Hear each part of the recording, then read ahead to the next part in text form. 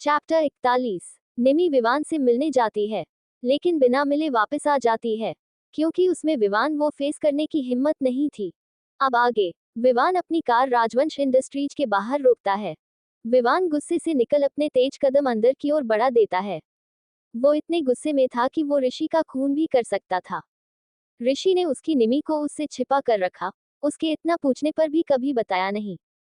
ऋषि तेज कदमों से ऋषि के केबिन में जाता है।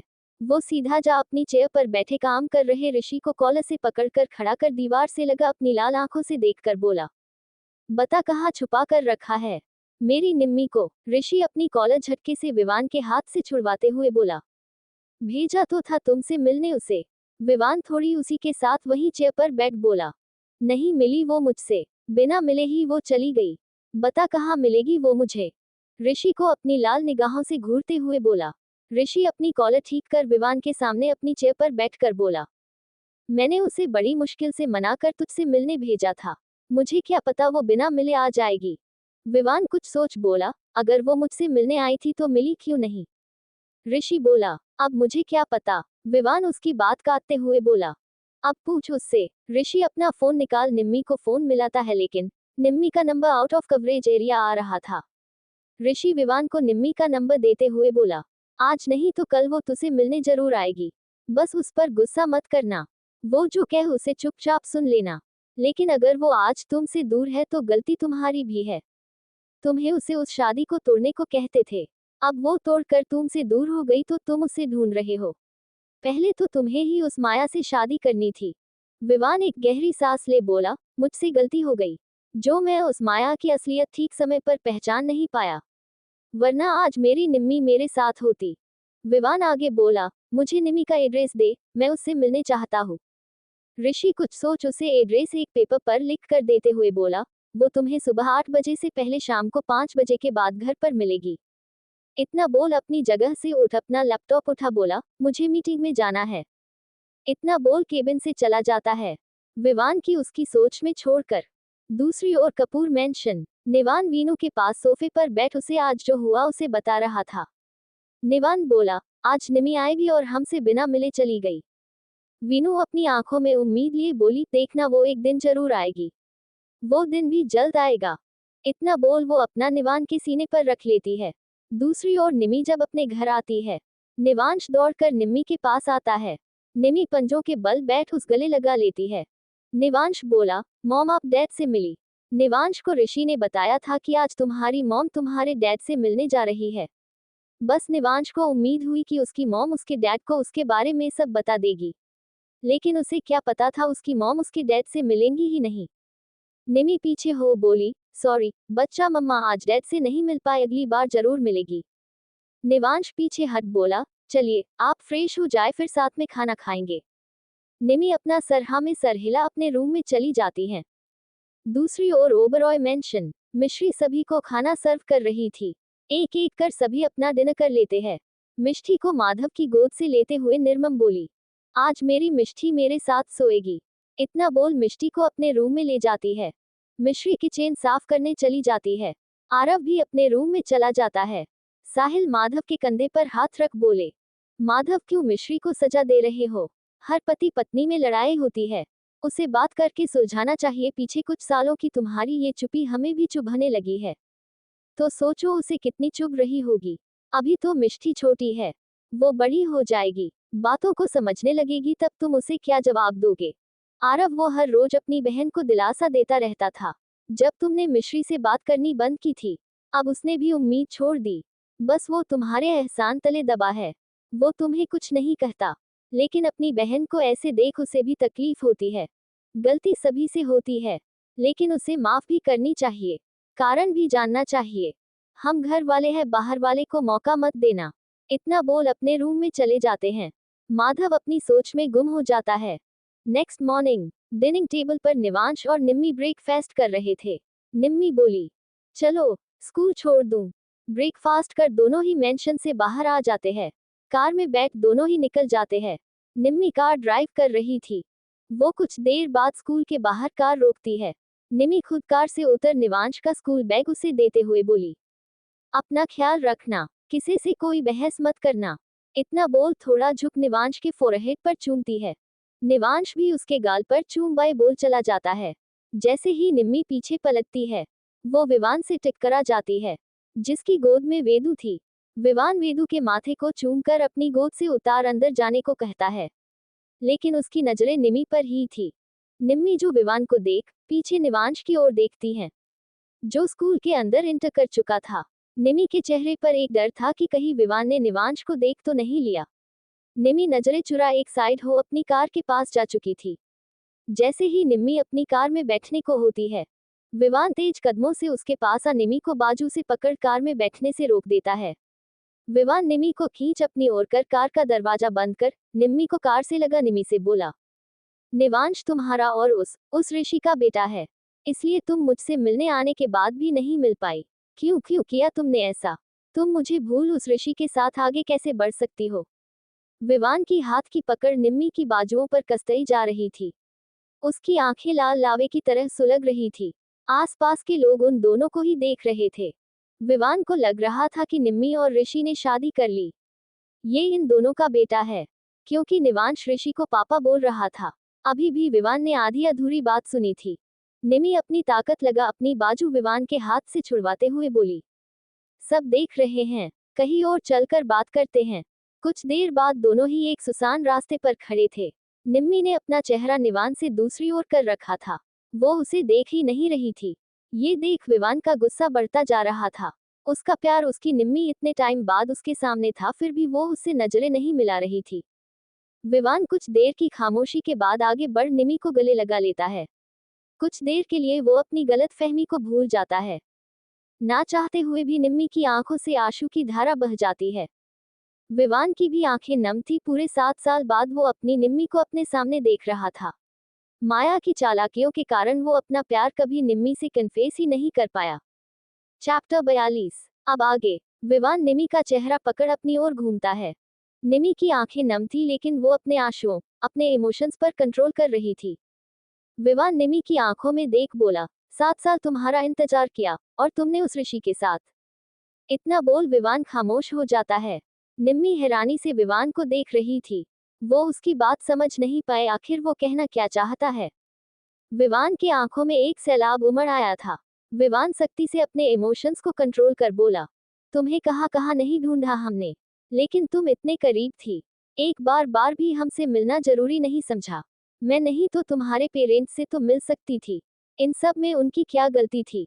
विवान पहुंच ले आगे बोला, अगर तुम ऋषि के साथ खुश हो तो मैं तुम्हारे और तुम्हारी फैमिली के बीच कभी नहीं आऊंगा। ये विवान कपूर का वादा है तुमसे। विवान समझ रहा था ऋषि निमी ने शादी कर ली और निवांश उनका बेटा है, क्योंकि निवांश ऋषि को पापा जो कहता है। निम्मी एक मुंह से शब्द ही नहीं निकल रहे थे। वो बस ना में अपनी गर्दन हिला रही थी। विवान निम्मी को टाइटली हक कर बोला, बस 1 मिनट अपने गले लगा लो, उसके बाद तुम्हें कभी परेशान नहीं करूंगा। अपनी फैमिली और बहन से तो मिल ही सकती हो। सॉरी, एक मिसअंडरस्टैंडिंग ने हमें इतना दूर कर दिया कि चाहकर भी वापस नहीं आ सकते। इतना बोल विवान पीछे हट अपनी कार के पास जाने लगता है। निम्मी पीछे से आ विवान की बाजू पकड़ रोकते हुए बोली, आप गलत सोच रहे हैं, ये सच नहीं है। विवान निम्मी की ओर पलट कर बोला, तो क्या सच है? निम्मी, मैं सच को एक्सेप्ट कर चुका हूँ। मैं अपना वादा निभाऊंगा। इतना बोल अपना हाथ छुड़वा अपनी कार के पास जा बैठे को होता है कि निम्मी चिल्लाते हुए बोली, अब एक नई गलतफहमी फिर पाल रहे हो तुम। लेकिन विवान बिना कुछ सुने वहां से चला जाता है। निमी अपने कार के बोनट पर हाथ मारते हुए बोली, ये कब खुलकर बात सुनना पसंद करेगा? निम्मी गुस्से से विवान की जाती हुई कार को घूर कर बोली, तुम्हें गलतफहमी में रहना पसंद है ना, तो रहो। मैं भी तुम्हें नहीं बताऊंगी निवांश के बारे में। मैं गिल्ट में थी कि मैंने आपसे आपके बेटे को दूर रखा, लेकिन आप इस लायक ही नहीं है कि सच बताया जाए। अपनी जलती निगाहों से विवान को घूर रही थी। दूसरी ओर निमी जब ऑफिस जाती है, वो ऋषि उसके केबिन में बैठा उसका वेट कर रहा था। निमी को गुस्से में देख बोला, क्या कुछ हुआ है? निम्मी अपना फोन सोफे पर पटकते हुए बोली, वो खुद को समझते क्या है, कुछ भी उल्टा सीधा सोच लेते हैं। ऋषि अपनी जगह से उठ निमी के पास आ उसे सोफे पर बैठाते हुए बोला, दी, एक गहरी सांस ले फिर बताए क्या हुआ। निमी ऋषि को बता देती है कि विवान सोचता है कि निवांश ऋषि का बेटा है। ऋषि थोड़ा गंभीर हो बोला, दी, इस मिसअंडरस्टैंडिंग को दूर कर लीजिए। वरना यह आपका बच्चा कूचा रिश्ता भी नहीं छोड़ेगी, जैसे 7 साल पहले जानू को हुई थी हमें लेकर। फ्लैशबैक। जानू को जब हॉस्पिटल में पता चला था कि ऋषि के साथ कोई लड़की है जो प्रेग्नेंट है, जिसे शहर के दूर सुनसान इलाके में ऋषि ने छुपा कर रखा है, उसके तो पैरों तले से जमीन खिसक गई थी। उसे यकीन नहीं हो रहा था कि ऋषि की कोई सीक्रेट गर्लफ्रेंड है जो प्रेग्नेंट भी है। उसकी आंखों से आंसू लुढ़क कर उसके गाल पर आ रहे थे। ये जान बेसुध सी जानू हॉस्पिटल से बाहर आ पार्किंग एरिया में जा ऋषि से बोली, आप क्या कुछ छिपा रहे हैं मुझसे? ऋषि जब जानू के गाल पर रोने के कारण आंसू से बने निशान देखता है, वो जानू के पास आ उसका चेहरा थाम प्यार और फिक्र के साथ बोला, जानू तुम रो क्यों रही हो? इस एक्सीडेंट वाले मैटर को मैं शॉर्ट आउट कर दूंगा। डोंट वरी, विक्टिम को ज्यादा चोट नहीं आई है, तुम टेंशन मत लो, मैं हूं ना, सब मैनेज कर लूंगा। इतना बोल जानू को हक कर लेता है। जानू उसे खुद से दूर कर धक्का देते हुए बोली, ये झूठा प्यार दिखा क्या साबित करना चाहते हैं आप? ऋषि हैरानी से जानू को देख उसके फोrehead पर हाथ रख बोला, तुम ठीक तो हो ना? ये कैसी बातें कर रही हो? झूठा प्यार से क्या मतलब है तुम्हारा? तुम जानती हो मेरा प्यार तुम्हारे लिए कितना प्योर है, फिर तुम ऐसा सब कैसे बोल रही हो? तुम टेंशन मत लो, सब देख लूंगा मैं। जानू छीलते हुए बोली, देख लेंगे या दिखा देंगे मुझे अपनी सीक्रेट गर्लफ्रेंड का बच्चा? ऋषि ये सुन गुस्से से बोला, जानू, आसपास के लोग उन्हें देख रहे थे। ज्यादा तो पार्किंग में लोग नहीं थे, पर जो भी थे वो उन्हें ही देख रहे थे। जिन्हें देख ऋषि अपने गुस्से को कंट्रोल कर बोला, चलो यहाँ से घर चलकर बात करते हैं। इतना बोल वो जानू को कार में बैठाने लगता है। जानू अपनी बाजू जुड़वा बोली, मुझे तुम जैसे धोखेबाज के साथ कहीं नहीं जाना। अच्छा हुआ मुझे सब शादी से पहले पता चल गया, वरना तुम तो मुझे सारी जिंदगी धोखे में रखते। मुझे नहीं करनी तुमसे की शादी। इतना बोल जानू भागते हुए बाहर आ टैक्सी पकड़ उसमें बैठकर चली जाती है। ऋषि भी उसके पीछे पीछे आता है, लेकिन तब तक जानू जा चुकी थी। Flashback and. ये सच ऋषि निमी से बोला, दिया आप नहीं जानती उसे सच समझने में मैंने कितने पापड़ बेले हैं। ऐसा ना हो कि आपके पापड़ बनने से पहले ही बेकार चले जाए। वो वियान तो पागल है, आपको तो उसे सच बताना था। मैं बात करूं, अगर आप कहे तो। निमी रिलैक्स हो सोफे से कमर टिका सीलिंग को घूरते हुए बोली, उसे इतनी बड़ी गलत फहमी है, क्या वो मेरी बात पर यकीन करेंगे? ऋषि निम्मी का हाथ थाम बोला, जरूर करेंगे, आप एक बार सच कहिए उनसे। दूसरी ओर वासु वेदा को हॉस्पिटल से पिक करने जाता है। ये वासु का रोज का था। वेदा हॉस्पिटल से जैसे ही बाहर आ वासु को देखती है वो आगे बढ़ उसे गले लगा लेती है। वासु वेदा के बाल सहलाते हुए बोला, थक गई? वेदा अपना सर हाँ में हिला देती है। वासु हल्का सा मुस्कुरा वेदा को टाइट हक कर बोला, अब ठीक है। वेदा भी मुस्कुरा हाँ में सर हिला देती है। सुकून तो वेद को वासु के पास ही मिलता था, चाहे इनकी शुरुआत कैसे भी हुई थी। आज दोनों एक दूसरे के साथ खुश थे। कुछ देर ऐसे ही रहने के बाद वासु और वेदा घर के लिए निकल जाते हैं। कपूर मेंशन। वेदू अपने जन्मदिन की तैयारी कर रही थी। 2 दिन बाद उसका 5वां बर्थडे था। वो निवांश और जानू को इनवाइट कर चुकी थी। जैसे ही विवाह घर आता है, वासु जो लिविंग एरिया में वामिक के साथ बैठी अपनी डेकोरेशन सेलेक्ट कर रही थी, वो दौड़कर विवान के पास जा उसे गले लगा बोली, डैडी, इस बार मैं अपने बर्थडे पर अपने 2 नई फ्रेंड्स को भी बुला रही हूँ। विवान वेदू को गोद में उठाते हुए बोला, मेरी प्रिंसेस जिसे चाहे उसे बुला सकती है। वीनू अंदर आते हुए बोली, नए फ्रेंड्स के चक्कर में अपने पुराने फ्रेंड को मत भूल जाना। वेदू क्यूट सा फेस बना बोली, अरे हाँ, मैंने वेद, बाऊजी, नानू, नानी जी, मामा मामी, मिष्टी को तो बुलाया ही नहीं। मैं अभी उनके पास कॉल करती हूँ। इतना बोल वो विवान से बोली, मुझे नानू से बात करनी है। आप फोन कीजिए ना डैडी। विवान थोड़ा उदास हो जाता है, क्योंकि निम्मी के जाने के बाद से साहिल विवान से उखड़े रहने लगे थे। वो ये बस अपनी वेदू की खुशी के लिए ही आते थे, वरना उन्हें यहाँ आना भी पसंद नहीं था। वीनू बोली, चलो मेरे पास आओ, मैं आपकी बात सभी से करवाती हूँ। इतना बोल विवान की गोद से वेदू को के अपने रूम में चली जाती है। चैप्टर 43। ऋषि निम्मी को मिसअंडरस्टैंडिंग को क्लियर करने को कहता है। अब आगे। निम्मी ऋषि की बात का कोई रिस्पांस नहीं करती। वो सोफे से उठ अपनी चेयर पर बैठ स्क्रीन पर काम करना स्टार्ट कर देती है। 2 दिन बाद वेदांशी का बर्थडे। कपूर मेंशन रंग बिरंगी फूलों से सजाया जा रहा था। शाम होने को थी। साहिल, निर्मम, मिष्टी, मिश्री, आरव बर्थडे पार्टी में शामिल होने आ चुके थे। वीनू अपने मॉम डैड से गले मिल मिश्री से भी गले मिल बोली, भाई आप लोगों के साथ नहीं आए? साहिल बोले, वो आ जाएगा, उसकी मीटिंग है, वहां से सीधा यहाँ आ जाएगा। वेदू जो विवान के पास बैठी थी, वो जल्दी से साहिल के पास आ जाती है। साहिल उसे गोद में उठा बोले, बताओ मेरी बच्ची को नानू से गिफ्ट में क्या चाहिए? वेदू अपने हेड पर फिंगर टैप कर कुछ सोचते हुए बोली, मासी माँ। ये सुन साहिल निर्मम की आंखें नम हो जाती है। वो निमी के जाने से बहुत दुखी थे। आखिर सगी बच्ची से ज्यादा जो प्यार किया था उन्होंने निमी और वीनू को। वीनू वेदू को साहिल की गोद से लेकर बोली, हमारी निमी बहुत जल्द हमारे साथ होगी। इतना बोल वो विवान की ओर देखती है, जो वीनू को ही देख रहा था, लेकिन उसके चेहरे पर कोई भाव नहीं थे। फ्लैशबैक, वीनू को जब निमी के कंपनी आने की बात पता चलती है तो वो अगली रात विवान से बात करने जाती है। विवान का कमरा, वीनू डोर नॉक कर अंदर आ सामने वेदू और विवान को देखती है। वेदू विवान के सीने पर बड़े सुकून से सो रही थी। वीनू विवान से बोली, मुझे तुमसे बात करनी है। विवान छोटी नजरें कर वीनू की ओर देखता है। बात निमी के बारे में है।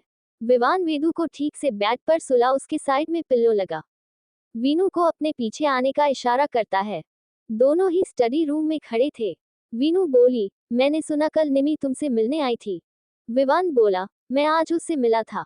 वीनू विवान के सामने आकर बोली, क्या कहा तुमने? तो तुम उसे लेकर क्यों नहीं आए? क्यों विवान?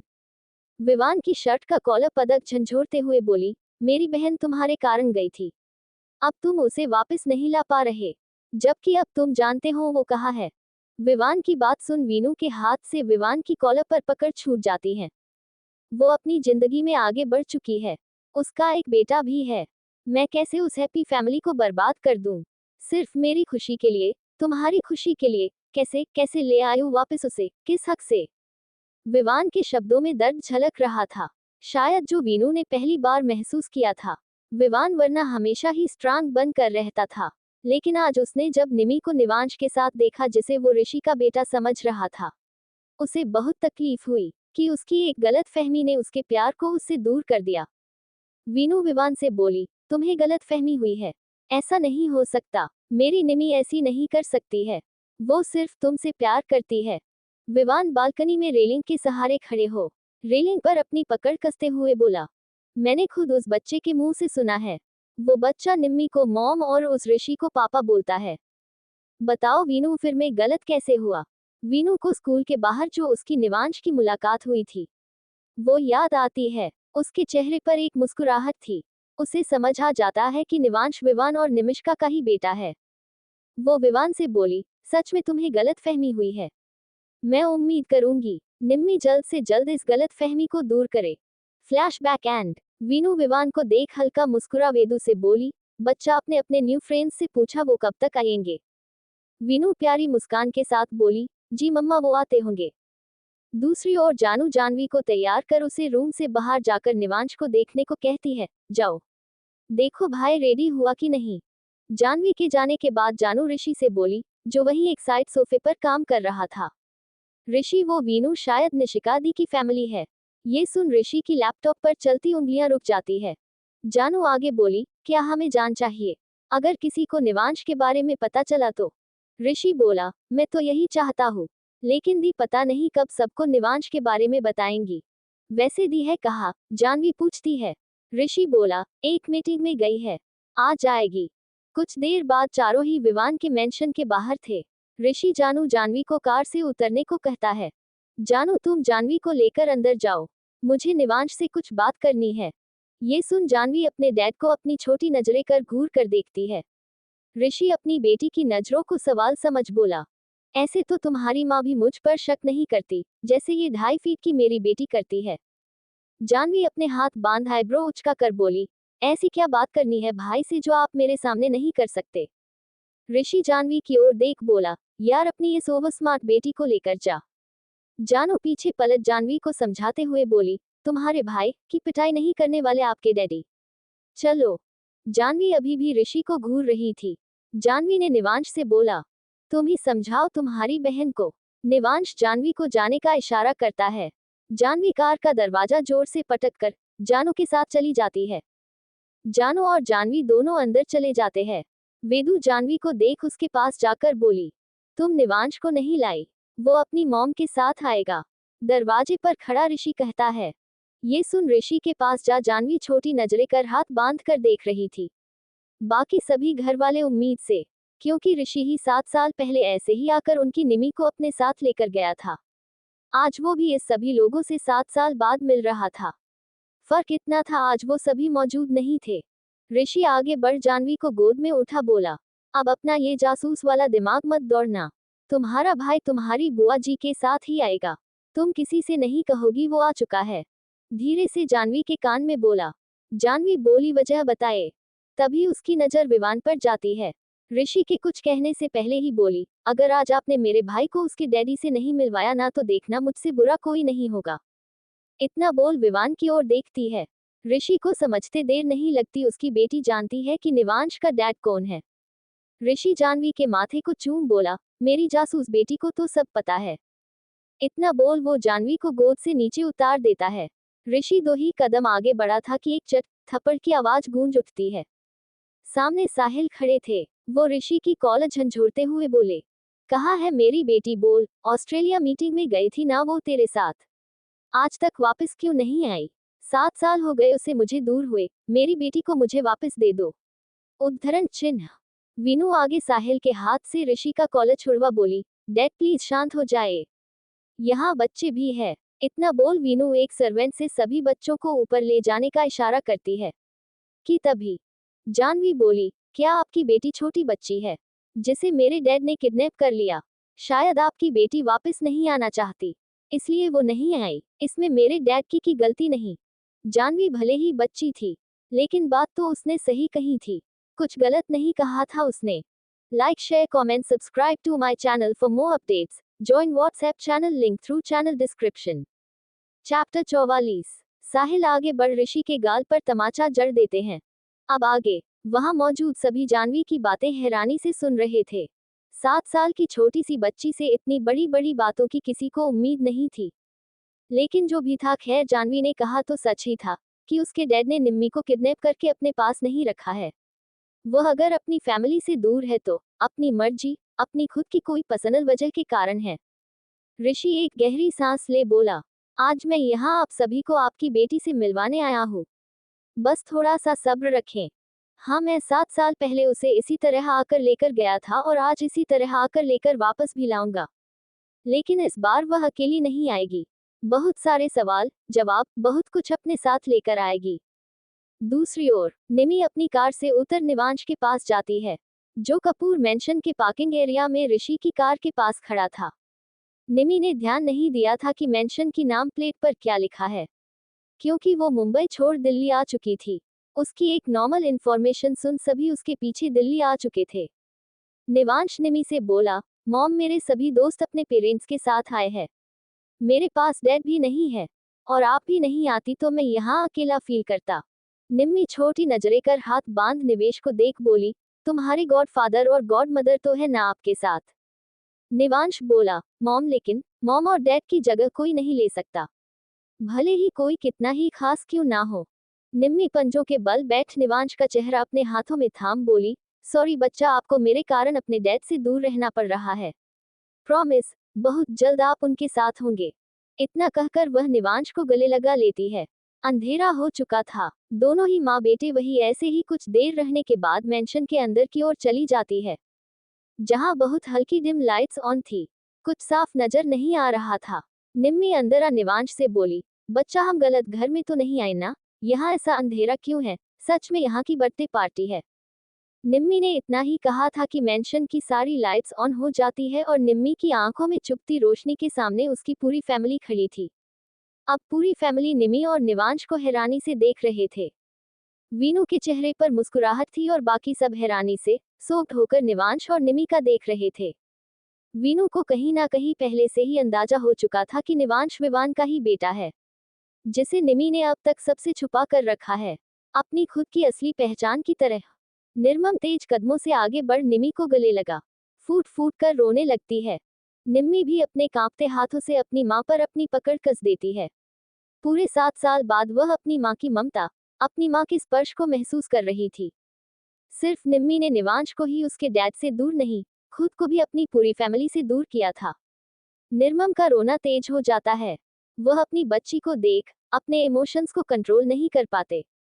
साहिल आ गया निर्मम को कंधे से पकड़ सहारा दे। निम्मी से दूर कर खुद भी निम्मी के गले लगकर उसके बालों को सहलाते हुए बोले, इतना वक्त क्यों दिया हम सब से मिलने के लिए बेटा? तुम्हें पता है तुम्हारे बिना एक एक दिन कैसे कटता है? तुम्हारे इस माँ बाप ने पहले अपना बेटा खो दिया, उसके बाद हमें 2 बच्चे मिली और सालों बाद बेटा मिला तो हमसे एक बच्ची हमारी दूर हो गई। ये भगवान भी ना खुशियां देकर दुख और दुख देकर खुशी देते हैं, यही चलता रहता है बस जिंदगी में। निम्मी की आंख से ये सब सुनकर आंसू लुढ़क जाता है। निम्मी धीरे से बुदबुदाए, आई एम सॉरी पापा। मैं जानती हूँ मेरी गलती है, मुझे माफ करना। मुझ में अपनी आंखों के सामने वह सब कुछ देखने की हिम्मत नहीं थी, इसलिए मैं सब छोड़कर चली गई। साहिल पीछे हटे और निम्मी का चेहरा अपने हाथ में थाम कर बोले, अब कभी हमें छोड़कर मत जाना। निम्मी हल्का सा सर हाँ में हिला देती है। वीनू आ गया निम्मी से बोली, मुझे अपने बेटे से नहीं मिलवाओगी? इतना बोल निम्मी को गले लगा बोली, ये विवान से छुपाकर गलत किया तुमने। ये सुन निम्मी की नजरें विवान पर ठहर जाती है, जिसकी आंखें शांत, गहरी, मगर सवालों से भरी थी। जज्बात छिपाए जा रहे थे। वीनू पीछे हट निवांश के सामने पंजों के बल बैठ उसका चेहरा थाम बोली, हम सब आपकी फैमिली है, मैं आपकी। वीनू ने इतना ही कहा था कि निवांश उसकी बात को पूरा करते हुए बोला, मासी माँ। वीनू इमोशनल हो निवांश को गले लगा उसके बाल सहलाने लगती है। वीनू खड़ी हो सर्वेंट से बोली, सारे बच्चों को रूम में लेकर जाओ। वो सर्वेंट विदेशी, जानवी, निवांश, मिष्ठी, वेद सभी को रूम में ले जाती हैं। वामिक आगे का निम्मी बालों में प्यार से हाथ फेर बोली, लंबा समय हो गया तुम्हें देखे हुए, इतना भी नहीं सताना चाहिए। निम्मी एक एक कर सभी से मिल मिश्री के पास जा गले लगा बोली, आप ठीक है ना भाभी?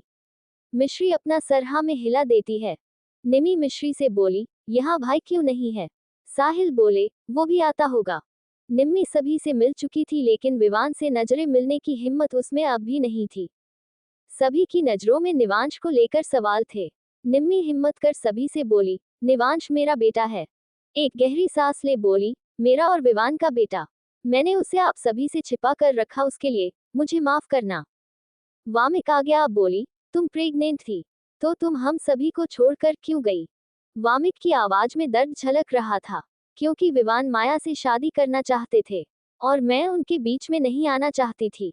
निम्मी इतना बोल विवान को देखती है, वो बिना किसी भाव के वहां खड़ा था। वामिक बोली, वो सगाई तो कभी हुई ही नहीं, तुम वापस क्यों नहीं आई? ऋषि बोला, तब तक बहुत देर हो चुकी थी आंटी जी। दी लंदन चली गई थी, मुझे भी बिना बताए, क्योंकि इन्हें लगा इनके कारण मेरे और जानू में प्रॉब्लम्स हो रही है। ये 2 साल पहले ही दिल्ली आए हैं। विवान ने जब ऋषि के मुंह से निम्मी के लिए दी सुना तो अब उसे अपनी सोच पर ही शर्मा रही तक कि उसने निम्मी और ऋषि के बारे में गलत सोचा बिना उनका रिश्ता जाने। विवान बिना कुछ बोले अपने रूम में चला गया। अब उसे खुद पर गुस्सा आ रहा था कि क्यों उसने कभी निम्मी से खुलकर बात नहीं की, क्यों उसने माया का सच समय पर नहीं जाना। जान लेता तो शायद उसकी निम्मी और उसका बेटा उसके साथ होता। फ्लैशबैक 7 साल पहले, माया विवान की एंगेजमेंट का दिन। माया ने ऑफ शोल्डर गाउन पहना था, जो विवान ने ही उसकी बॉडी पर जला हुआ निशान चेक करने को दिया था। जब माया एंगेजमेंट की खुशी में इतरा रही थी, विवान उसके रूम में आ उसे पलट उसके कंधे पर निशान चेक करता है जो कि नहीं था। विवान गुस्से से माया की गर्दन दबाच उसके दीवार से लगा देता है। अपनी लाल आंखों से उसे घूरते हुए बोला, सच बता किसने भेजा है तुझे? मैं जान गया हूँ तू वो नहीं है जिसे मैं ढूंढ रहा हूँ। माया के गाल लाल, आंखें नम, सांस लेने में उसे तकलीफ हो रही थी। माया विवान के इस रूप से डर चुकी थी। अभी तक उसने विवान की नरमी देखी थी, आज पहली बार माया गुस्सा देख रही थी। विवान की पकड़ माया के गले पर कसती जा रही थी कि पीछे से राहुल आ विवान के हाथ से माया का गला छुड़वाते हुए बोला, सर वो मर जाएगी, हम सच नहीं जान पाएंगे, ये सब ये किसके कहने पर कर रही है? राहुल की बात सुन विवान माया का गला छोड़ देता है। माया गला छोड़ते ही फर्श पर जा गिरी, उसमें हिम्मत नहीं बची थी खड़े होने की भी, उसे सब धुंधला नजर आ रहा था। चैप्टर 45, राहुल विवान को माया से दूर करता है। माया फर्श पर पड़ी गहरी सांस ले रही थी। विवान अपने गुस्से को मुट्ठी में कस माया से चिल्लाते हुए बोला, किसने भेजा है तुम्हें यहाँ? झूठ बोलने वाले दुनिया से गायब हो जाते हैं, तो सिर्फ सच सुनूंगा मैं। नीचे पार्टी की तैयारी हो चुकी थी। कुछ विवान के एंगेजमेंट के फैसले से नाराज थे। वीनू, निवान गुस्सा, कुछ बस एंगेजमेंट का तमाशा देख रहे थे, किसी कोई बस एंजॉय करने से मतलब था। राहुल नीचे आ सभी गेस्ट से बोला, ये पार्टी आज हमारे न्यू प्रोजेक्ट की खुशी में है, प्लीज आप सब एंजॉय कीजिए। सभी घर वाले हैरान थे, कुछ गेस्ट आपस में खुसर पुसर करने लगते हैं।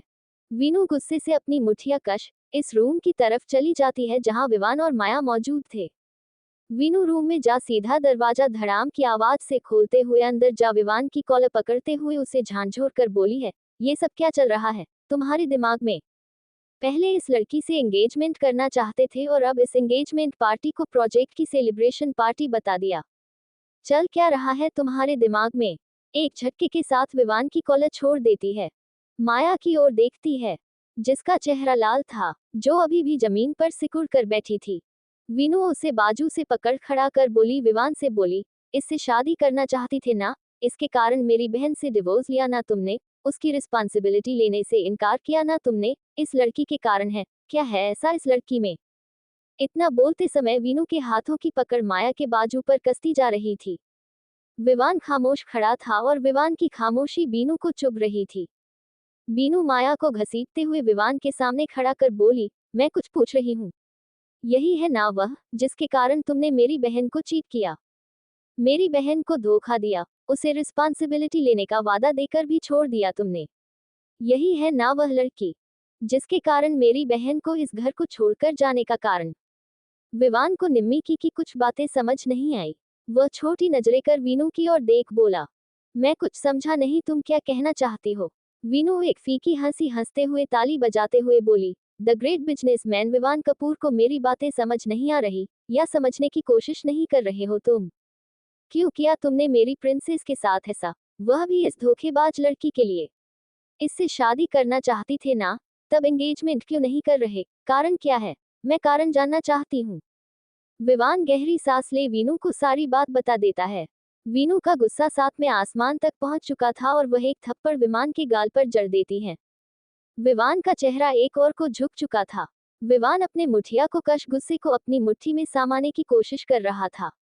निम्मी विवान को उंगली दिखाते हुए बोली, जिस कारण इस लड़की की रिस्पॉन्सिबिलिटी ले रहे थे, उस रात के लिए बेवकूफ इंसान वह लड़की कोई और नहीं, मेरी निम्मी थी। मतलब कम से कम एक बार निम्मी में से खुलकर इस बारे में बात तो की होती तुमने। उसे लगता है कि तुम इस माया से प्यार करते हो, वह तुम दोनों के बीच में आ रही थी और वह बेवकूफ लड़की बिना कुछ सोचो मुझे, इस घर को, सब कुछ छोड़कर चली गई। इतना बोल वीनू विवान की कॉलर पकड़ उसे अपनी ओर खींचते हुए बोली, मुझे मेरी बहन वापस चाहिए, समझे तुम, वरना मैं कपूर को बर्बाद करके रखूंगी। Flashback and. यही सब छोड़ विवान की आंखें नम थी। दरवाजे पर दस्तक हुई जहां निम्मी खड़ी थी। विवान बस उसे अपनी नम आंखों से देख रहा था। निम्मी अपने इमोशंस को कंट्रोल कर धीमे कदमों से विवान के सामने आ खड़ी हो जाती है। विवान निम्मी को देख घुटनों के बल बैठ जाता है। विवान माफी मांगते हुए बोला, I am sorry Nimmi, I really sorry, काश मैंने तुम्हारी बात सुनी होती, अपने दिल की तुम्हें कही होती, तो आज ये नौबत नहीं आती, हम इतनी दूर ना खड़े होते। सॉरी, एक पल के लिए मुझे लगा तुमने ऋषि के साथ अपनी नई लाइफ शुरू कर ली। निवांश तुम दोनों का बेटा है, मुझे माफ करना, मैंने तुम्हारे रिश्ते को गलत समझा, मुझे माफ कर दो निमी, वापस आ जाओ। ये कहते समय विवान का गला भर आया। विवान का 7 साल से छिपा दर्द आज निम्मी के सामने बाहर निकल रहा था, जिसे वो ना जाने कब से सभी से छिपा कर बैठा था। निमी विवान के सामने बैठ बोली, सारी गलती आपकी नहीं, कुछ तो मेरी भी है, मैंने आपको आपके बेटे से दूर रखा, आई एम सॉरी। इतना बोल विवान को गले लगा लेती हैं। दोनों ही कुछ देर तक ऐसे ही थे, जब तक दरवाजे पर दस्तक नहीं हुई। सामने निवांश था, वो अंदर आ निम्मी की ओर देखता है, आंखों ही आंखों में सवाल कर रहा था। निम्मी अपने सर हिला देती हैं, निवांश के सवाल को समझ। निवांश विवान को देख बोला, डेड। इतना बोल विवान को गले लगा लेता है। विवान भी अपने बेटे के मुंह से डेड सुन खुशी के साथ इमोशनल भी था। निमी इमोशनल होकर दोनों बाप बेटे को देख रही थी। विवान निम्मी को इशारा कर अपने पास बुलाता है। निमी भी दोनों बाप बेटे के गले लग जाती है। दरवाजे पर खड़ा ऋषि उन्हें देख रहा था। वो खुद से बोला, अब मेरी दी की फैमिली पूरी हुई। वो थोड़ा इमोशनल हो गया था, लेकिन खुद को कंट्रोल कर वापस से सभी के पास नीचे चला जाता है। विवान निमी से बोला, प्लीज अब मुझे छोड़ कृत जान, मैं अपने पास्ट की गलती को सुधार हमारे बेटे के साथ एक नई जिंदगी की शुरुआत करना चाहता हूँ। निम्मी भांपना से हाँ में हिला विवान की बात पर सहमति जताती है। विवान निम्मी से बोला, तुम्हारा क्लोजअप अब भी वैसा ही है, जाओ रेडी हो जाओ। वेदू का बर्थडे भी सेलिब्रेट करना है। निम्मी रेडी होने चली जाती है। उसने ऑफिस आउटफिट ही पहनी थी। विवान तब तक अपने बेटे से बहुत बातें करता है। उसकी पसंद नापसंद सब पूछता है। निम्मी भी रेड कलर की सिल्क की साड़ी पहने बाहर आती है। वो दुल्हन सी तैयार थी, कमी थी तो उसके मांग में सिंदूर और गले में मंगलसूत्र की। विवान निम्मी के पास आ बोला, नीचे चले।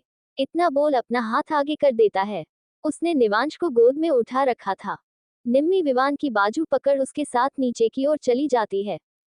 नीचे उन तीनों को साथ देख सभी खुश थे। माधव भी आ चुका था। निम्मी माधव को देख उससे मिलती है और अपने बेटे को भी मिलवाती है। लाइक शेयर कमेंट सब्सक्राइब करते रहिए। आगे जानने के लिए बने रहिए।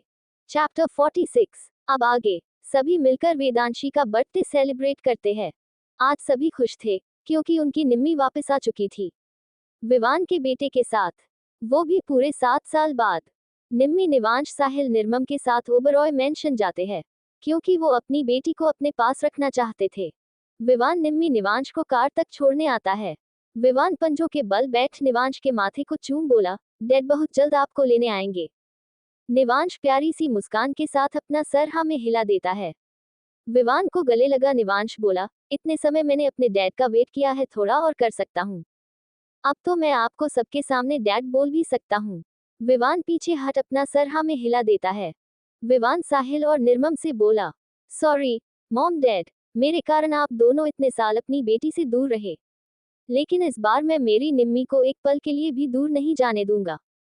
साहिल कड़क पर दर्द और नफरत भरे लहजे में बोले, मैं अपनी बेटी को तुम्हारे पास इस बार आने ही नहीं दूंगा।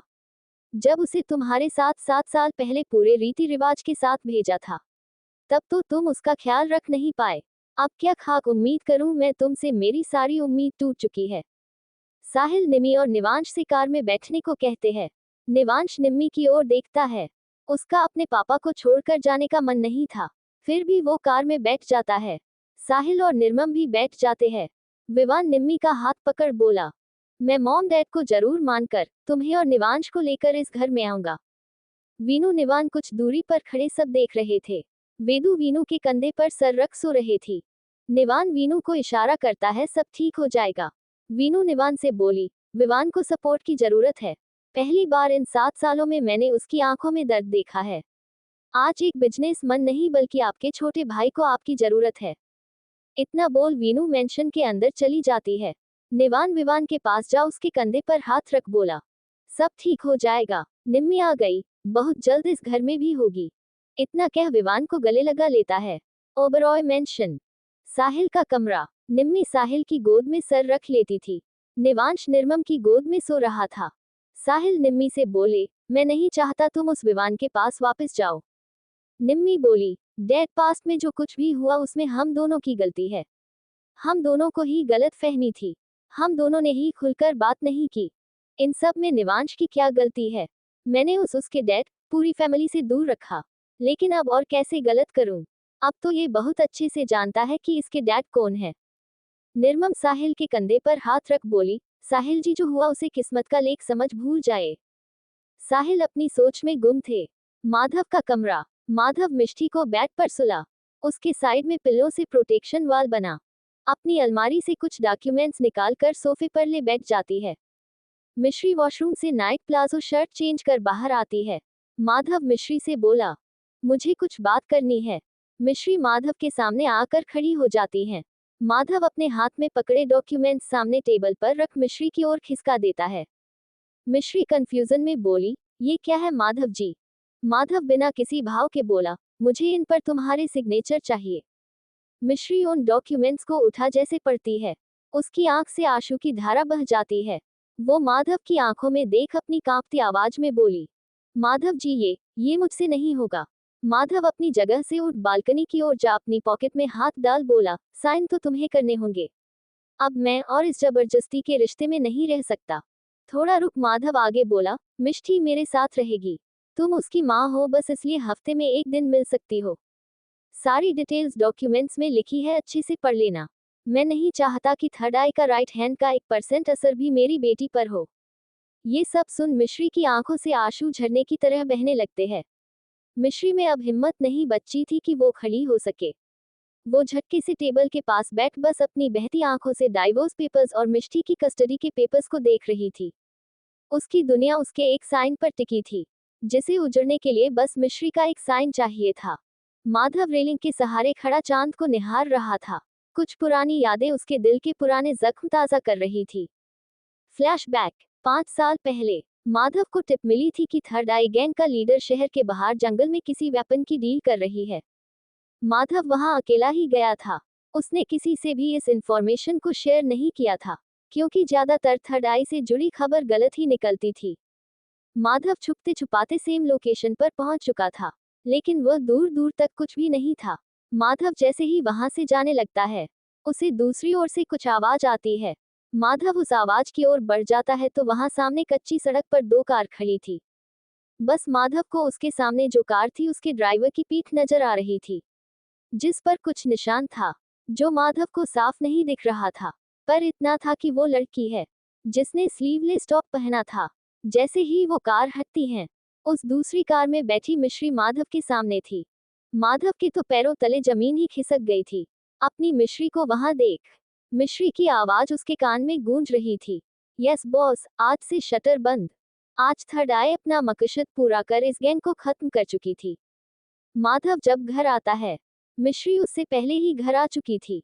माधव अपने रूम में जैसे ही आता है, मिश्री उसे पीछे से गले लगा अपने हाथ में पकड़ी प्रेगनेंसी किट माधव के सामने कर खुशबू साइन लैंग्वेज में बोली, माधव जी अब हमारी एक फैमिली होगी, आप पापा बनने वाले हैं। माधव मिश्री से बहुत कुछ पूछना चाहता था, लेकिन वो ना तो कुछ भी पूछने की हिम्मत कर पा रहा था, ना ही खुशी जाहिर कर पा रहा था। माधव मिष्टी के जन्म होने तक कुछ भी मिश्री से इस बारे में नहीं पूछता। उसके बाद माधव के सवाल और उनका रिश्ते का प्यार दोनों की धीरे धीरे कम होते जा रहे थे। फ्लैशबैक एंड दोनों ही दर्द दबाए बैठे थे। माधव का बस एक ही सवाल था कि थर्ड आई कौन है और तुम उससे क्यों जुड़ी। लेकिन मिश्री ने इस सवाल का आज तक माधव को जवाब नहीं दिया और उनका रिश्ता बिगड़ता चला गया। माधव बादलों में छुपे चांद को देख रहा था। सर्द हवाएं उसके चेहरे को छू रही थी। वो खामोश माहौल उनके रिश्ते की तरह खामोश था।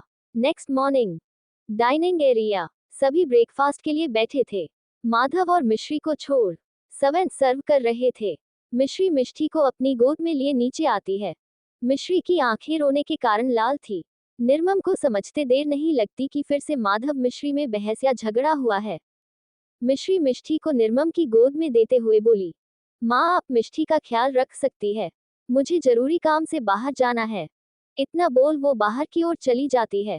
चैप्टर 47 मिष्टी को मिश्री निर्मम को दे घर से बाहर चली जाती है। अब आगे मिश्री कार तक ही पहुंची थी। पीछे से निम्मी उसे रोकते हुए बोली, मिश्री। मिश्री निम्मी की आवाज सुन पीछे पलट कर देखती है। निम्मी मिश्री के पास आ उसका हाथ थाम बोली, तुम्हारी आंखें बहुत कुछ छिपा रही है मुझसे। कुछ है ऐसा जो मैं नहीं जानती। मिश्री बोली, नहीं दी, ऐसा कुछ नहीं है। इतना बोल नजरें चुरा कार में बैठ चली जाती है। निम्मी जाती हुई मिश्री की कार को देख रही थी। माधव भी रेडी होकर ऑफिस जाने के लिए बाहर आ चुका था। निम्मी माधव को देख बोली, भाई। माधव निम्मी के पास आ उसके सर पर हाथ रख बोला, निम्मी तुम अंदर सबके साथ ब्रेकफास्ट नहीं कर रही। निम्मी माधव से पूछती है, भाई क्या आपके और मिश्री के बीच प्रॉब्लम चल रही है?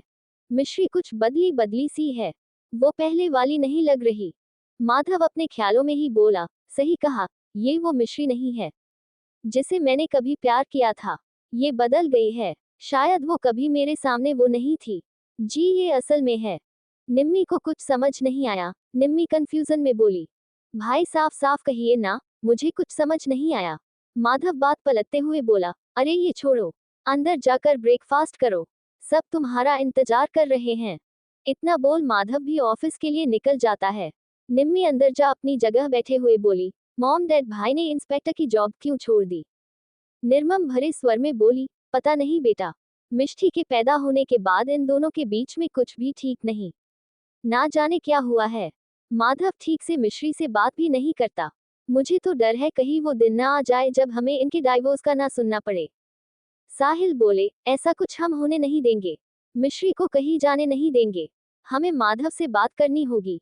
निर्मम अपनी गोद में ली मिष्टी के बाल प्यार से सहलाते हुए बोली, हम इस बच्ची को इसकी माँ से दूर नहीं कर सकते। आरव सीढ़ियों से उतरते हुए बोला, किसे किससे दूर नहीं करने की बातें हो रही है। निर्मम बात घुमाते हुए बोले, मेरे निवांश को उसके पापा से ज्यादा दिन हम यहाँ दूर नहीं रख सकते। निवांश समझदार था, उसे पता था ये सब बात घुमाने के लिए है। शायद वो सब नहीं चाहते मिश्री माधव को लेकर आरव के सामने बातें हो। निवांश अपना सर हिला बोला, हाँ मैं डैड के साथ रहना चाहता हूँ। इतना बोल अपना ब्रेकफास्ट करने लगता है। आरव भी वही बगल में बैठ ब्रेकफास्ट करना शुरू कर देता है।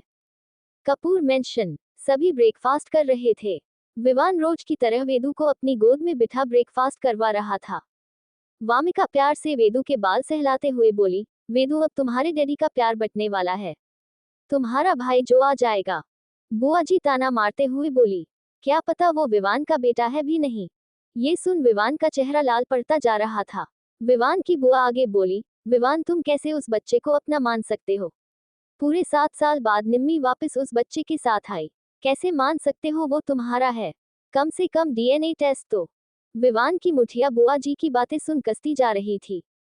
वो डाइनिंग टेबल पर जोर से हाथ मार गुस्से में बुआ जी की बात को काटते हुए बोला, बस बहुत हुआ बुआ जी। मुझे मेरी निम्मी पर पूरा भरोसा है। निवांश मेरा ही बेटा है और मुझे किसी टेस्ट की जरूरत नहीं। वीनू जो सीढ़ियों से उतर रही थी, वो विदेशी को विवान की गोद से लेते हुए बोली, बुआ सोच समझकर बोला करे। इस घर में रह रही है तो इसका मतलब ये नहीं किसी पर भी उल्टे सीधे इल्जाम लगाएंगी। कम से बोलने से पहले ये भी देख लिया करे कि यहाँ वेदांशी भी मौजूद है। बच्चे पर आपकी इन घटिया बातों का क्या असर पड़ेगा। इतना बोल वीनू बेदू को लेकर बाहर की ओर चली जाती है। निवान अपने जगह से उठते हुए बोला, बुआ जी बड़े होकर आपके मुंह से ऐसी बातें शोभा नहीं देती। इतना बोल वो भी बाहर चला जाता है। विवान की सुलगती आंखें बुआ जी को घूर रही थी। अगर ये बात किसी बाहर वाले ने बोली होती तो अब तक तो वो गायब हो चुका होता। विवान उठ अपना ब्लेजर ठीक कर बोला, मैंने किसी से कोई सलाह नहीं मांगी। मुझे मेरी निम्मी पर भरोसा है। आज के बाद ऐसा कोई भी शब्द मैंने मेरी निम्मी और मेरे बेटे के बारे में इस घर में सुना तो इस घर में उस शख्स का आखिरी दिन होगा। इतना बोल विवान भी मेंशन से बाहर चला जाता है। वामिका बुआ जी से बोली, दीदी आपसे यह उम्मीद नहीं थी। क्या आपको निवांश में विवान की झलक दिखाई नहीं देती। दूसरी ओर वासु का फ्लैट। वेदा वेद को स्कूल के लिए तैयार कर रही थी। वासु भी ऑफिस जाने के लिए रेडी हो रहा था। वासु वेदा से बोला, वेदा मेरी फाइल नहीं मिल रही। बैग के साइड टेबल के डोर में चेक करते हुए वेदा वेद को टाई पहनाते हुए बोली, वासु तुम छोटे बच्चे हो क्या, जो हर एक चीज तुम्हें ढूंढ कर दूं। मुझे नहीं पता, खुद से ढूंढो। वासु बोला, वेदा ढूंढ दो। वेदा गुस्से से वासु को घूर बोली, इन दोनों बाप बेटे का कुछ नहीं हो सकता। एक काम खुद से नहीं कर सकते। वासु वेद के पास आ बोला, तुम फाइल ढूंढो, इसे मैं तैयार करता हूँ। वेदा उस डोर में फाइल चेक करती है, जो वही दूसरी फाइल के नीचे थी। तब तक वासु ने वेद को शूज पहना रेडी कर दिया था। वेदा वो फाइल वासु के हाथ में देते हुए बोली, आंखें हैं या बटन। दिखाई नहीं देता, सामने ही रखी है। इतना बोल वो वेद को अपने साथ ले रूम से निकल जाती है। वेदा किचन में जा चंदा की हेल्प करने लगती है। वेदा बोली, माँ आप ये सब अकेले क्यों करती है, मेरा इंतजार कर लिया कीजिए। चंदा वेदा का चेहरा थाम प्यार से बोली, मेरी बेटी इतनी बड़ी डॉक्टर है, थक जाती होगी। दूसरी ओर स्कूल में निम्मी निवांश को स्कूल छोड़ने आती है। वेदू को विवान, निवान और वीनू, साथ ही साथ ये निवांश से भी मिलना चाहते थे। निवांश जैसे ही निम्मी की कार से उतरता है, सामने विवान को देख दौड़ते हुए विवान के गले लग जाता है। विवान भी नीचे पंजों के बल बैठ अपने बेटे को गले से लगा लेता है। निवांश फिर वीनू और निवान से भी गले मिलता है। वो वेदू को अपने साथ ले सभी को बाय बोल, बाय मॉम डैड, बाय बड़ी मॉम बड़े डैड, वेदू भी मॉम डैड, बाय बाय मासी माँ डैडी। दोनों अंदर चले जाते हैं। विवान निम्मी के पास चला जाता है। वीनू निवान भी कार में बैठ वहां से निकल पड़ते हैं। विवान निम्मी को गले लगा बोला, तुम ठीक तो हो ना। निम्मी बस अपना बदले में पल के झपका देती है। दोनों ही साथ में कंपनी के लिए निकल जाते हैं। दूसरी ओर मिश्री शहर से एक खाली पर टूटे फूटे घर के बाहर अपनी कार रोक उस घर को देखने लगती है। अगले ही पल मिश्री नीचे उतरकर अपने धीमे कदम उस ओर बढ़ा देती है। कुछ धुंधली डरावनी यादें मिश्री की आंखों के सामने आ जाती है। उसकी आंखें नम हो चुकी थी। आगे जानने के लिए बने रहिए। चैप्टर 48। मिश्री एक पुराने से खंडहर घर के सामने खड़ी थी। उसकी आंखों में दर्द के साथ नमी थी। वो अपने कदम उस घर की ओर बढ़ा देती है। वो उस घर के टूटे से दरवाजे को हाथ लगा पुरानी दर्द भरी यादों में खो जाती है। फ्लैशबैक। 10 साल पहले मिश्री की उम्र लगभग 20 साल थी। उसने नया नया कॉलेज ज्वाइन किया था। वो कॉलेज से घर आती है। वो खुशी खुशी अंदर आते ही तेज आवाज में मामा चिल्लाती है। लेकिन सामने देख मिश्री की आंखें फैल जाती है। उसके चेहरे पर डर और दर्द अपनी जगह बना लेता है। मिश्री दौड़कर अपने माँ पापा के पास जाती है। एक गुंडा उसकी माँ बाप के सामने चाकू लिए बैठा था। उसके पापा के चेहरे पर खून लगा था। पिटाई के निशान थे, जैसे किसी ने बहुत मारा हो। मिश्री उस गुंडे को अपने माँ पापा से दूर धकेलती है। वो गुंडा जैसे ही मिश्री को देखता है, वो अपनी हवस भरी नजरों मिश्री पर टिका बोला, है बूढ़े, तेरी बेटी तो किसी कातिल हसीना से कम नहीं। इसे मेरे साथ एक रात के लिए भेज दे, तेरा सारा कर्जा वापस कर दूंगा। ये सुन मिश्री के पापा को गुस्सा आ जाता है। वो गुस्से में बोला, मेरी बेटी से दूर रह। मैंने कहा ना, 2 महीने में सारा कर्जा उतार दूंगा।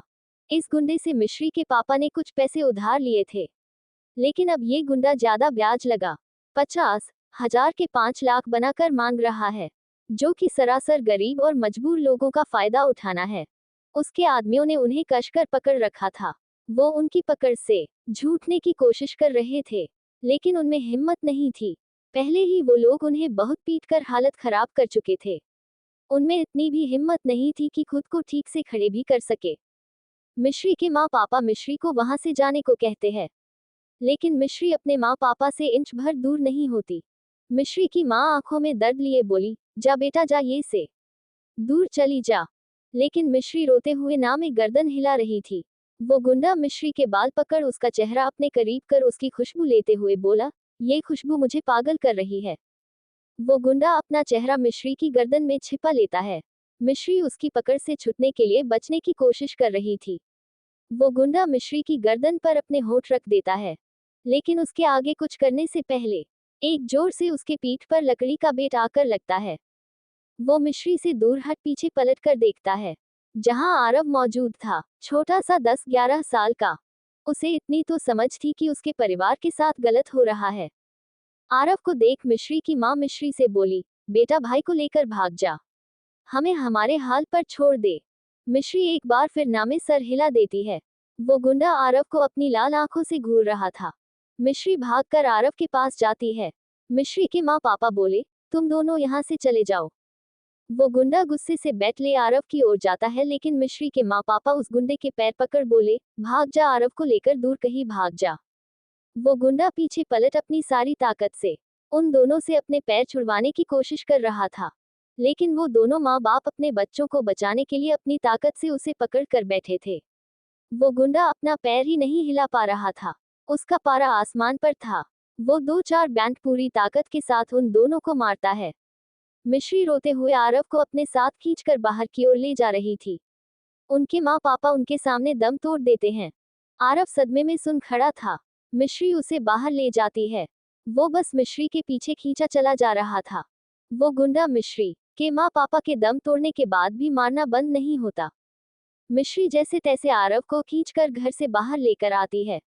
वो गुंडा अपने गुस्से को काबू कर वो खून से सना बैटले मिश्री आरव के पीछे चल देता है। मिश्री आसपास के लोगों से हेल्प मांगती है, लेकिन जो भी गिने चुने लोग गई वो मदद के लिए आगे नहीं आते। मिश्री जैसे तैसे करके आरव को एक कच्ची सड़क पर लेकर आती हैं। एक पेड़ के नीचे बैठ आरव के गाल थपथपा कर उसे सेंस में लाने की कोशिश करती हैं, लेकिन आरव कोई भी रिस्पॉन्स नहीं देता। वो गुंडा भी उन दोनों की ओर बढ़ जाता है। गुंडे को अपनी ओर आता देख मिश्री आरव को खड़ा कर अपनी पीठ पर टांग कर आगे बढ़ने लगती है। वो गुंडा एकदम से आ गया, मिश्री का रास्ता ब्लॉक कर देता है। वो गुंडा बोला, अब कहाँ जाएगी तू? मिश्री नामे सर हिला पीछे होने लगती है। मिश्री पीछे पत्थर से टकराकर नीचे गिर जाती हैं। वो गुंडा मिश्री पर हमला करने वाला होता है। मिश्री जोर से चिल्लाती है, लेकिन जब उसे महसूस होता है कि उस पर हमला नहीं हुआ, डरते हुए धीरे धीरे अपनी आंखें खोलकर सामने देखती है, जहां काले कपड़ों मास्क में एक लड़का और एक लड़की खड़े थे। उस लड़के ने उस बैट को अपने हाथ से हवा में ही रोक लिया था। ये कोई और नहीं ऋषि और निम्मी थे, जिसकी थर्ड आई गैंग का सीक्रेट प्लेस यही आसपास था। बस यहाँ से वो लोग जा रहे थे कि उन्हें मिश्री दिखाई दे गई। ऋषि और उस गुंडे में लड़ाई स्टार्ट हो जाती है।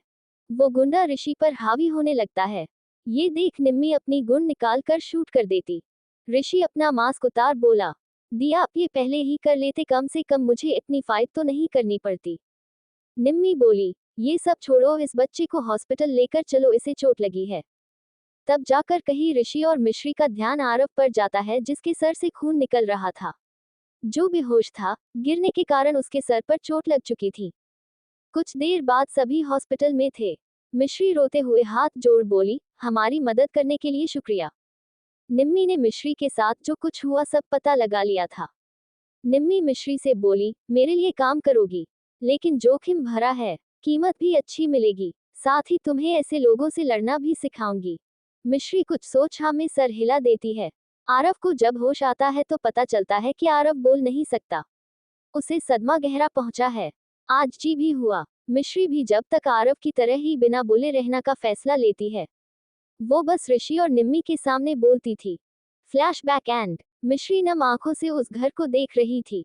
जैसे ही मिश्री पलटती है, सामने देख हैरान रह जाती है। मिश्री अपना चेहरा नीचे कर अपने आंसू साफ कर सामने खड़े माधव के साइड से होकर जाने लगती है। माधव मिश्री का हाथ पकड़ रोकते हुए बोला, तुम यहाँ क्या कर रही हो? थर्ड आई से मिलने आए हो? थर्ड आई की सीक्रेट प्लेस भी इसी इलाके के पास थी। मिश्री अपना हाथ छुड़वाने की कोशिश करती है, लेकिन माधव उतनी ही पकड़ कसता जाता है। मिश्री भरी गले से बोली, मैं नहीं बता सकता कि थर्ड आई कौन है। नहीं दे सकती आपके इस सवाल का जवाब।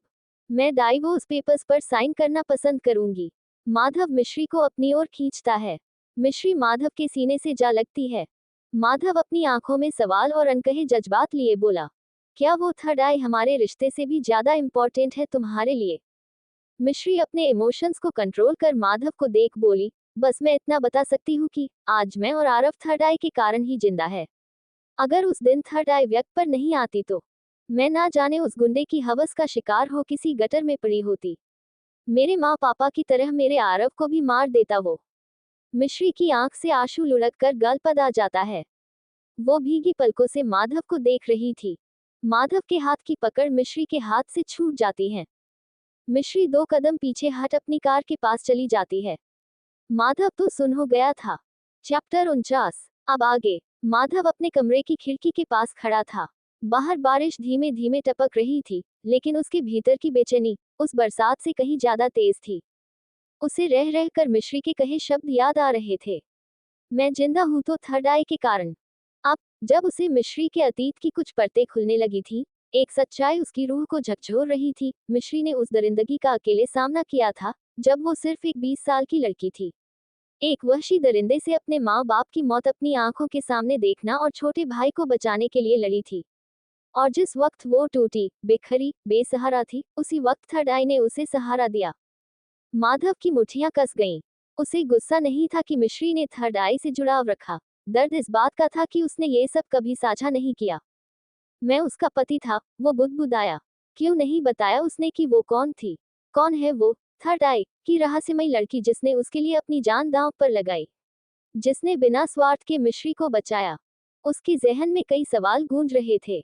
हाँ, उसे ये जानकर दिल से पीड़ा हुई थी कि मिश्री कभी एशिया की सबसे खतरनाक अंडरग्राउंड गैंग थर्ड आई का हिस्सा रही थी। उसने थर्ड आई के साथ मिलकर न जाने कितने मिशन किए होंगे। किसे मारा होगा, किससे बदला लिया होगा? क्या वो किसी मासूम की जान जाने का कारण बनी? क्या वो सिर्फ एक विक्टिम थी या फिर वक्त के साथ वो भी एक शिकारी बन गई थी? माधव का मन 2 हिस्सों में बंट गया था। एक हिस्सा मिश्री की मजबूरी और दर्द को समझता था। उसे उस टूटी लड़की की छवि दिखती थी जिसने अपने माता पिता को अपनी आंखों के सामने मरते देखा था, जिसने अपने भाई को अपनी पीठ पर उठाकर मौत से खींच लिया था। लेकिन दूसरा हिस्सा, वो उसे जज करता था। तुमने मुझसे छुपाया मिश्री, तुमने मुझे अपना हमसफर माना, लेकिन अपना सच नहीं बताया। उसका गला सूख गया था। आंखों में न आंसू थे, न रोष, सिर्फ एक गहरी थकान थी। जैसे रिश्तों की दीवारें चुपचाप दरक रही हों। वो जानता था कि मिश्री अब थर्ड आई से अलग हो चुकी है, और वो गैंग भी अब खत्म हो गई है। लेकिन सवाल ये नहीं था कि वो अब क्या है। सवाल ये था कि क्या मिश्री ने कभी पूरी तरह उस अंधेरे से खुद को बाहर निकाला है। उसे याद आया, मिश्री आज भी उस एक सवाल से बचती है, कौन थी वो जो थर्ड आई को लीड करती थी। माधव को शक था, लेकिन उसने बस एक निशान देखा था, जिस निशान को वो फिर से ढूंढ कर थर्ड आई का पता लगाना चाहता है। जानना चाहता है कौन है वो। मिश्री दोहरी लड़ाई लड़ रही थी, एक अपने अतीत से और एक अपने वर्तमान से, जिसमें वो माधव के साथ ईमानदार रहना चाहती थी, मगर डरती थी कि सच कहने से सब कुछ टूट जाएगा। माधव ने सिर झुका लिया। दिल कह रहा था शायद अब समय है सब कुछ जानने का, और सब कुछ माफ करने का, या शायद सब कुछ खो देने का। माधव की आंखें अब भी खिड़की के बाहर भीगते अंधेरे को घूर रही थी, लेकिन उसका मन कहीं और था, अतीत, सवालों और अधूरी बातों में उलझा हुआ। तभी पीछे से धीमी धीमी चप्पलों की आवाज आए और एक नन्ही सी मासूम हथेली ने आकर उसका पैंट खींचा। पापा। माधव ने चौंक कर पीछे देखा। उसकी नन्ही परी मिष्टी नींद से अधजगी आंखों के साथ खड़ी थी।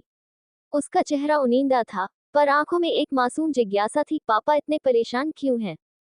माधव की आंखों का सारा तनाव एक पल में नर्म पड़ गया। उसने झुककर मिष्टी को गोद में उठा लिया और खुद को उसकी गर्म, मासूम बाहों में छिपा लिया। उसने बड़े प्यार से उसके गाल को सहलाते हुए मन ही मन कहा, सॉरी बच्चा, मैं डाइवोर्स लेकर तुम्हें तुम्हारी मम्मा से दूर करने की गलती कर रहा था। उसका गला भर आया था। मैं अपने गुस्से में ये भूल गया कि तुम्हारे लिए मम्मा क्या है, और मेरे लिए भी। मिष्टी अब उसकी छाती से लगकर हल्के हल्के सांस ले रही थी। माधव ने उसे उठाकर धीरे से बेड पर लिटा दिया, उसके माथे पर एक कोमल चुंबन दिया और रजाई ठीक से उड़ा दी। लेकिन दिल अब और बेचैन हो गया था। रात के 11 बज चुके थे। बाहर तेज बारिश हो रही थी। बिजली की कड़क हर कुछ मिनट में आसमान चीर रही थी। और मिश्री अब तक घर नहीं लौटी थी। माधव का मन अब चिंताओं से भर चुका था। वो उठा, फोन उठाया और मिश्री का नंबर डायल किया। घंटी बजी, 1 बार, 2 बार, 3 बार, लेकिन उधर से कोई जवाब नहीं आया। उसने दोबारा कॉल किया, अब की बार दिल की धड़कनें और तेज हो गईं। कहाँ हो तुम, मिश्री? उसने खुद से बुदबुदाया। बारिश इतनी तेज है, और तुम्हारा फोन भी बंद जा रहा है। उसने खिड़की के बाहर झांका, हर आती जाती गाड़ी की हेडलाइट्स पर नजर गड़ाई, शायद मिश्री लौट आए हो। लेकिन हर बार उसकी उम्मीद अधूरी रह जाती। माधव का मन अब केवल पति का नहीं, एक दोस्त और एक रक्षक का हो चुका था। उसने जैकेट उठाए और कार की चाबी हाथ में ली। मैं जानता हूँ तुम्हारे पास कोई वजह है देर से आने की, लेकिन ये इंतजार अब मुझे खा रहा है। और वो तेज कदमों से दरवाजे की ओर बढ़ गया। रात 11:15 बजे। बारिश अब भी थमने का नाम नहीं ले रही थी। सड़कों पर पानी बह रहा था। बिजली की गरज अब पहले से और ज्यादा डरावनी लग रही थी। माधव कार में बैठ चुका था, और गाड़ी तेजी से शहर के बाहरी इलाकों की ओर दौड़ रही थी। वो हर उस जगह जा रहा था जहां मिश्री अक्सर अकेले जाया करती थी, मंदिर, पुराना पार्क, या फिर वो खंडहरनुमा मकान जहां से आज शाम वो लौटी थी। शायद वो वही हो, माधव ने मन ही मन सोचा। उसकी आंखों में बेचैनी थी, लेकिन दिल में डर भी। अगर कुछ अनहोनी हो गई तो। जैसे ही वो पुराने इलाके के पास पहुंचा, एक मोड़ पर उसकी कार की हेडलाइट्स किसी को झलक देती हैं। एक महिला, पूरी तरह भीगी हुई, सड़क के किनारे खड़ी थी। माधव ने झट से ब्रेक मारे, वो मिश्री थी। वो सड़क पर खड़ी थी, जैसे किसी और दुनिया में खोई हुई हो। उसका चेहरा थका हुआ और बुझा हुआ था। बाल बिखरे थे, कपड़े पूरी तरह भीग चुके थे। माधव गाड़ी से उतर भागा भागा उसके पास आया। मिश्री, क्या कर रही हो यहाँ, इतनी रात को, इस बारिश में? मिश्री उसकी तरफ देखती है, लेकिन कुछ नहीं कहती। उसकी आंखों में आंसू थे, शायद बारिश में वो छिप गए थे, लेकिन माधव महसूस कर सकता था। माधव ने उसे पकड़कर कार के पास लाया और अंदर बैठा दिया। क्या तुम्हें कुछ हुआ? क्यों नहीं फोन उठाया? माधव ने तेज आवाज में पूछा, पर उसमें चिंता थी, गुस्सा नहीं। मिश्री ने कांपती आवाज में कहा, मैं खुद को माफ नहीं कर पा रही थी। आज उस घर में गई थी जहां सब खत्म हुआ था। माधव शांत हो गया। उसकी आंखें एक पल को गीली हो गईं। मैं जानता हूँ, मिश्री, सब जान गया हूँ। आज जो भी तुम्हारे साथ हुआ था, थर्ड आई से तुम्हारा जुड़ाव, वो सब जानने के बाद मैं बस यही सोचता रहा कि तुम्हें कितना सहना पड़ा है। लेकिन तुमने कभी तुम्हारा पास्ट मुझे पहले क्यों नहीं बताया? थोड़ी देर दोनों चुप रहे। कार की छत पर बारिश की बूंदें गिरती रहीं। पर एक बात है, माधव ने कहा, दर्द मुझे ये नहीं दे रहा कि तुम थर्ड आई का हिस्सा थी, बल्कि ये कि तुमने मुझसे छुपाया और आज तक नहीं बताया कि वो लीडर लड़की कौन थी। मिश्री ने लंबी सांस ली, और धीमे स्वर में खुद में बात बढ़ा बटी। क्योंकि मैं जानती हूँ, अगर तुम जान गए कि वो लड़की तुम्हारी बहन निम्मी है, तो तुम्हारा विश्वास सिर्फ मुझसे नहीं, अपनी बहन से भी उठ जाएगा। इसलिए मुझे माफ करना, मैं नहीं बता पाऊंगी ये सच कभी। चैप्टर 50। मिश्री पूरी तरह भीग चुकी थी। उसके होंठ नीले पड़ने लगे थे, कांपती उंगलियां कसकर अपनी साड़ी को थामे हुए थी। माधव ने बिना कुछ कहे कार की स्पीड बढ़ा दी। सड़क पर बिखरी रोशनी को चीरती हुई गाड़ी तेजी से घर की ओर दौड़ने लगी। घर पहुंचते ही उसने दरवाजा खोला और मिश्री को अपने साथ भीतर ले आया। तुम्हें गर्म पानी चाहिए? जाओ शावर लो, बस इतना कह सका। आगे कहने की इसमें हिम्मत नहीं थी। मिश्री ने नजरें उठाई, एक पल के लिए दोनों की आंखें मिली, और फिर वो चुपचाप वॉशरूम की ओर बढ़ गई। योजक चिन्ह, योजक चिन्ह, योजक चिन्ह।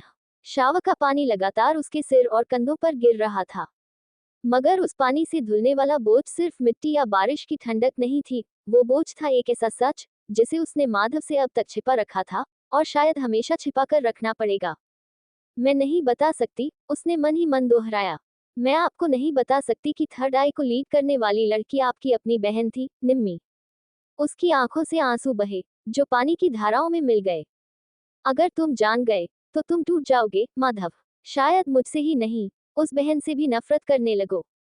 उसने दीवार का सहारा लिया और फर्श पर बैठ गई। गर्म पानी उस पर गिरता रहा, लेकिन दिल के भीतर की ठंडक कम नहीं हो रही थी। अगर ये सच बाहर आया, तो हम फिर कभी एक नहीं हो पाएंगे। तो चाहे डाइवोर्स हो जाए, मैं ये सच कभी नहीं कह पाऊंगी। उसने आंखें बंद कर लीं।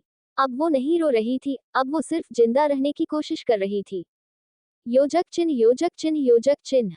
बाहर माधव कमरे में चुप बैठा था। वो अपने बगल में सो रही मिष्टी को देख रहा था, जो सुकून से अपने चेहरे पर मासूमियत लिए सो रही थी। रिश्तों की जटिलता अब उसके चारों ओर कसने लगी थी। उसने खुद से एक वादा किया, अब सच छुपाने का वक्त नहीं, अब मैं जानकर रहूंगा आखिर थर्ड आई कौन थी, और उसने मिश्री की मदद क्यों की। योजक चिन्ह, योजक चिन्ह, योजक चिन्ह। मिश्री बाथरूम से बाहर निकली। उसने सफेद रोब पहन रखा था, उसके भीगे बालों से टपकती पानी की कुछ बूंदें अब भी गर्दन पर सरक रही थीं। वो चुपचाप ड्रेसिंग टेबल के सामने जाकर बैठ गई और टॉवल से बाल हल्के हल्के रगड़ने लगी। कमरे में गुनगुनी रोशनी थी। माधव ने अपने कपड़े बदल लिए थे, लेकिन चेहरे की थकावट और आंखों की बेचैनी अब भी वहीं थी। कमरे के एक कोने से मिष्टी की हल्की रोने की आवाज आ रही थी, शायद कोई डरावना सपना देख रही थी। माधव उठकर मिष्टी को देख आया, उसे थपथपाया, और फिर वापस मिश्री के पास लौट आया। वो बिना एक शब्द कहे ड्रेयर उठाने ही वाली थी कि माधव ने उसका हाथ थाम लिया। मैं कर देता हूँ, उसने शांत लहजे में कहा। मिश्री चौंकी नहीं, वो बस चुपचाप बैठी रही। माधव ने हेयर ड्रायर ऑन किया और बहुत नरमी से उसके बालों को सुखाने लगा। गर्म हवा के साथ कमरे में एक अजीब सी नमी तैर गई थी, नमी उस खामोशी की, जो दोनों के बीच लंबे समय से खींची हुई थी। आईने में दोनों की आंखें एक दूसरे से मिली। कोई कुछ नहीं कह रहा था, पर आईने में वो दोनों जैसे एक दूसरे की आत्मा पढ़ रहे थे। कुछ पल बाद माधव की आवाज उस खामोशी को चीरती हुई निकली। क्या तुमने मुझे कभी इस लायक नहीं समझा, मिश्री, कि अपना दर्द, अपना पास्ट मुझसे बांट सको? उसका स्वर टूट रहा था, वो कोई इल्जाम नहीं लगा रहा था, बस जानना चाहता था। एक पति की तरह नहीं, एक दोस्त की तरह। मिश्री की पलकों में कंपन हुआ। उसने नजरें नहीं हटाईं। वो आईने में उसकी आंखों से आंखें मिलाकर बैठी रही। नहीं, उसने धीमे से कहा, ऐसी बात नहीं थी। मैं बस डरती थी। किससे? माधव ने पूछा। तुमसे नहीं, अपने आप से। माधव चुप था। उसके हाथ अब भी बालों में घूम रहे थे, लेकिन अब उनमें और भी ज्यादा नरमी थी। कभी कभी किसी को सबसे ज्यादा प्यार करने का मतलब होता है कि उसे सबसे बड़े दर्द से दूर रखा जाए। मिश्री बोली। लेकिन क्या ये सही था? माधव की आवाज भारी हो गई। मिश्री ने लंबी सांस ली। नहीं, शायद नहीं, लेकिन मैंने वही किया जो मुझे उस वक्त सही लगा। आईने में दोनों अब भी एक दूसरे को देख रहे थे, लेकिन इस बार नजरों में सवाल नहीं थे, सिर्फ जवाब ढूंढने की कोशिश थी। रात गहराती जा रही थी। बाहर बारिश की रफ्तार थोड़ी धीमी हो चुकी थी, लेकिन निम्मी के कमरे में एक अजीब सी शांति फैली थी। हल्की रोशनी में निम्मी अपने बेटे निवांश को सीने से लगाकर सो रही थी, जैसे कोई टूटी हुई आत्मा अपने सबसे बड़े खजाने को ओढ़कर चैन की सांस लेना चाहती हो। तभी अचानक मोबाइल वाइब्रेट हुआ। स्क्रीन पर नाम चमका, विवान कॉलिंग। निम्मी की आंखें खुलीं। पल भर के लिए उसने स्क्रीन को देखा, फिर धीमे से वीडियो कॉल पिक कर ली। हेलो, उसकी आवाज में नींद की परतें थीं। निम्मी, विवान की आवाज भर्राई हुई थी। मैं बस निवांश को देखना चाहता हूँ। निम्मी कुछ पल चुप रही, फिर कैमरा मोड़कर बच्चे की ओर किया। निवांश गहरी नींद में था, मासूम चेहरा, हल्की मुस्कान और निम्मी की बाहों में पूरी तरह महफूज। विवान की सांसें धीमी हुईं। उसने आंखें बंद की, जैसे उसके दिल को कुछ सुकून मिल गया हो। बहुत बड़ा हो गया है हमारा बेटा। मैं कैसा पिता हूँ जो इसका बचपन नहीं देख पाया। एक गलतफहमी ने आज हमें किस मोड़ पर लाकर खड़ा कर दिया। हम पास होकर भी दूर है, वो फुसफुसाया। निम्मी की आंखें भर आईं, लेकिन उसने खुद को रोका। निम्मी, विवान की आवाज में अब इंतजार का थक जाना था। अब और नहीं, मुझसे ये दूरी नहीं सही जाती। तुम्हें और हमारे बेटे को अपनी जिंदगी में वापस चाहता हूँ। रोज सिर्फ उसकी तस्वीरें देखना या तुम्हारी आवाज सुनना अब काफी नहीं। निम्मी का दिल एकाएक तेज धड़कने लगा। विवान, वो बुदबुदाई, तुम जानते हो, सब कुछ इतना आसान नहीं है। बहुत कुछ टूट चुका है हमारे बीच। हमारी फैमिली के बीच। डैड आपसे बहुत नाराज। पहले उनकी नाराजगी दूर करिए। मैं जानता हूँ, विवान ने धीरे से कहा, लेकिन जो कुछ बचा है, क्या वो भी हम खुद से छीन लें? क्या हम अपनी गलतियों की सजा अपने बेटे को दें? निम्मी ने निवांश की तरफ देखा, उसका नन्हा हाथ अब भी उसकी उंगलियों को थामे हुए था। वो दृश्य ऐसा था, जो किसी भी माँ का दिल चीर सकता था। मैं अब छिपाना नहीं चाहता, निम्मी, विवान की आवाज गूंज रही थी। मैं चाहता हूँ कि लोग जाने कि मेरा एक बेटा है। और उसकी माँ, वही है, जिससे मैंने कभी सच्चा प्यार किया था। लेकिन उसे कभी जता भी नहीं पाया। निम्मी की आंखों से आंसू की एक बूंद फिसल गई। क्या तुम मुझे एक और मौका दोगी? विवान ने पूछा। कमरे में खामोशी छा गई। सिर्फ निवांश की धीमी सांसों की आवाज सुनाई दे रही थी, और दो टूटे दिलों की धड़कनों की। निम्मी ने धीरे से फोन को अपने सीने से लगा लिया। जवाब अभी अधूरा था, लेकिन उसकी आंखों में जो नमी थी, वो उम्मीद का नाम ले रही थी।